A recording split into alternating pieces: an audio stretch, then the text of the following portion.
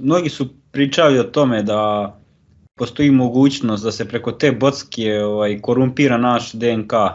Pa me to zanima tvoje mišljenje, da li je tako nešto moguće i pod uslovom da je moguće, da li ta bocka može da ugrozi naše spasenje? Pa, to ne bi bilo pravedno. Ako bi naše spasenje zavisilo od neke tečnosti koja će se ubrizga u naše telo, pogotovo što ljudi najčešće ne uzimaju bocku iz nekih pogrešnih pobuda, nego ljudi uzimaju često iz ljubavi prema svom zdravlju, iz ljubavi prema zdravlju svojih sugrađana, kolega, iz poštovanja medicine i vlasti. Tako da jednostavno to ne bi bilo pravedno. A zapravo najčešće ljudi odbijaju upravo iz pogrešnih motiva, iz grešnih motiva. Dakle, iz nekog sujevernog straha, iz nekog bunta, iz nekog revolta i tako dalje. Dakle, čovjek može da odbije, najčešće odbije upravo iz nekih grešnih pobuda. Evo recimo, kod nas na Balkanu, pogotovo u Srbiji i još nekim delovima je zastupljeno to neko iskušenje nekog gordog bunta, gde mi smo protiv svega što je novo, inovativno, da jednostavno ne želimo da nam neko nešto nameće. Mi kažemo, pa ko su oni da mi stave brnjicu na usta, ko su oni, ne znam, da idu sa iglom da me bockaju i tako dalje.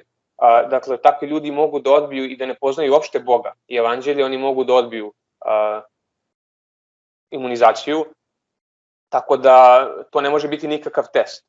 A i ne bi jednostavno bilo pravedno, zato što jedino bi bilo pravedno ako spasenje zavisi od izbora za Boga, tačnije od stanja našeg karaktera.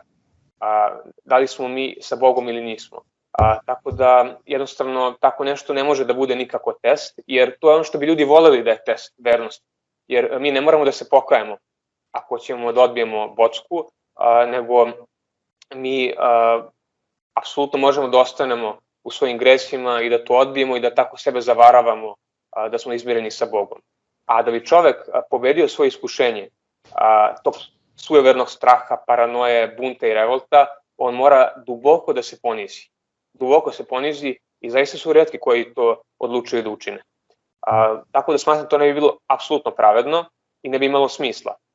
A i drugo, u Bibliji piše da ako bismo mi iz neznanja uzeli nešto što je otrovno, da nam neće nauditi.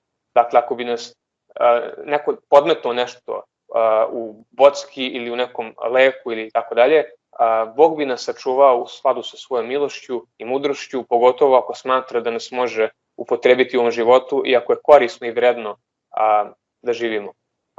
Tako da to nema apsolutno nikakvog smisla. A bilo je, čini mi se, pitanje da li može da utiče na naš DNK. Pa mislim da Sotoni ne treba tako nešto. Dakle, ne postoji potreba za time zato što je naš DNK svakako već grešan. Dakle, od pada Adama i Eve u našem DNK je upisana sklonost ka grehu. Dakle, mi prirodno volimo greh i mi prirodno idemo ka tom nekom stamputicom, znači jednostavno biramo zlo. I dovoljno samo da se oslanjamo na sebe, na svoju prirodu, a ne na Boga. I mi smo već izmanipulisani od strane Sotone, to upravo preko našeg DNK, po znacima navoda, gde je ugrađeno zlo. I to su poznati gresi kao što su znači, sumnjičenje, dakle, bunt, mržnja, telesnost i tako dalje.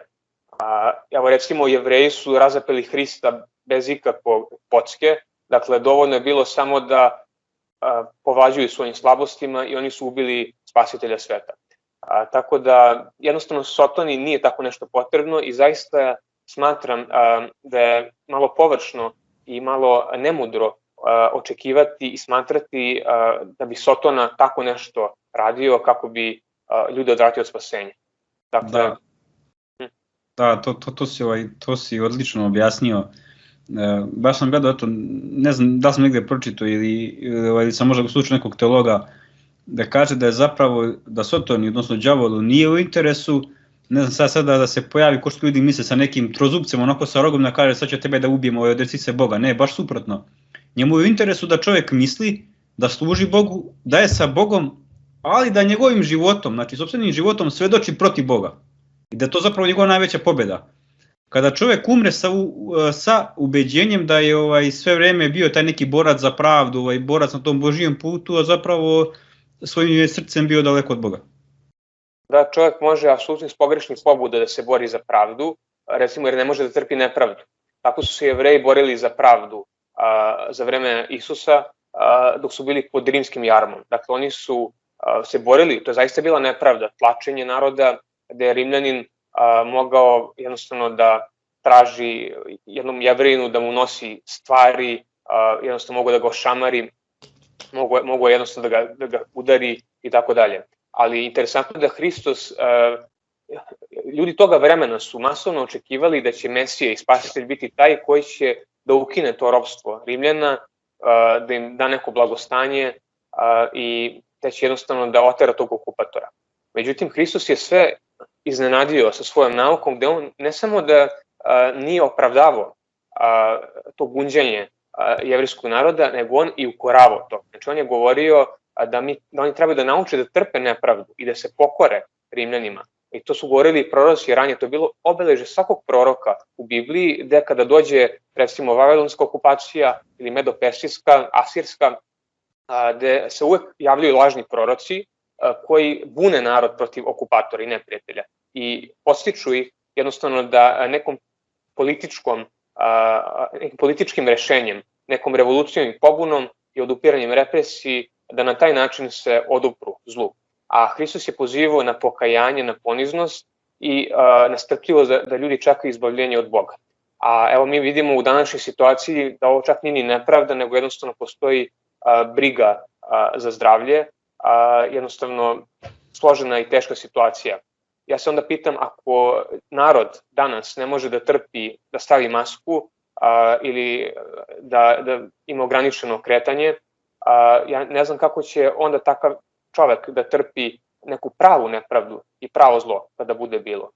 Ali evo, znači da rezimiram odgovor na ovo pitanje, dakle, ljudi bi voleli da je bocka probni kamen i to je opet nepoznavanje Biblije, gde ljudi misle da greh može da uđe s polja. Dakle, ne može greh da uđe preko igle u naše telo, ali može da izađe iz našeg srca. I to je ono što je Hristos govorio. On je govorio da ne pogani čoveka ono što ulazi iz polja na usta, nego ono što izlazi iz čoveka, ono pogani dušu. Dakle, i onda kaže, iz srca izlaze zle pomisli, ubistva, preljube, mržnje, hule i tako dalje. Dakle, mi treba da stražimo na svojim srcem i da preispitujemo sebe, a ne da se brinemo da li će nas neko otrovati ili da li će greh moći da uđe s polja. Dakle, to je jednostavno nerazumevanje duha zakona i nerazumevanje uopšte evanđelja.